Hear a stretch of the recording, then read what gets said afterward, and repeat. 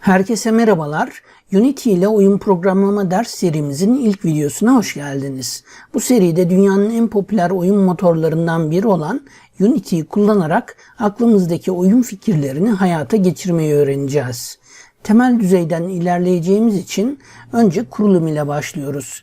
Bunun için unity.com adresine giriş yapalım. Gelen arayüzden indirme işlemine geçmeden önce kayıt olursak daha iyi olur. Kayıt olmak için hemen buradaki butondan Create Unity ID diyerek ilerleyebiliriz. Hemen şu kısımda Create an Account var. Buradan kayıt olabiliriz. Bir Google hesabı ile veya Apple hesabı ile kayıt olabileceğimiz gibi hemen şurada kendi e-postamızı girerek de kayıt işlemini tamamlayabiliriz. İsim, parola ve e-posta girmemiz yeterli. Sonrasında e-postamızdan onaylama işlemini de yapıyoruz. Kayıt olup giriş yaptıktan sonra indirme adımıyla devam edebiliriz. Örneğin şuradan Download ile devam edelim. Karşımıza çeşitli işletim sistemi seçenekleri sunuyor.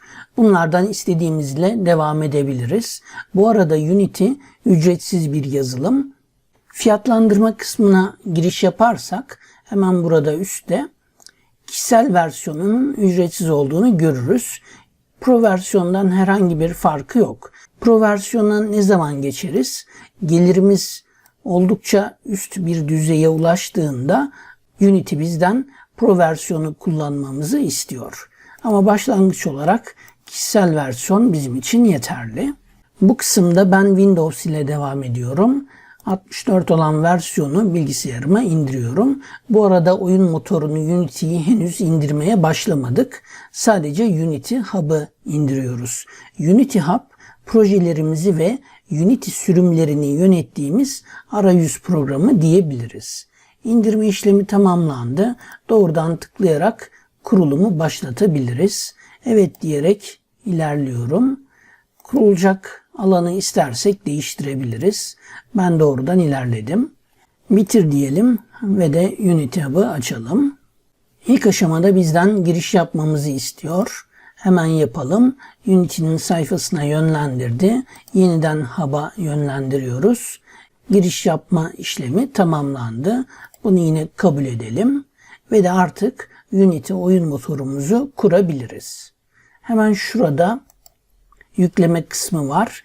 Buradan Install Editor diyerek başlayabiliriz. Bazen bu otomatik de başlayabilir. Eğer böyle başlamamışsa hemen şu kısımdan başlatabiliriz. Bu işlemleri kurulumdan sonra da yapabiliriz. Ama karşımıza çıkarsa editör mutlaka işaretli olsun. Android ya da iOS kullanacaksak da yine işaretleyebiliriz. Bilgisayarımızda disk alanı problemi yoksa bir sakıncası yok. Ben başlangıç olarak hızlı kurulum için işaretlemeden ilerliyorum. Koşulları kabul edip kurulumu başlatalım.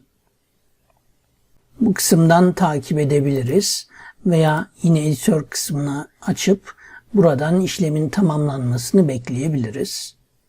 Evet, kurulum işlemini tamamladık. Bu pencereyi kapatabiliriz.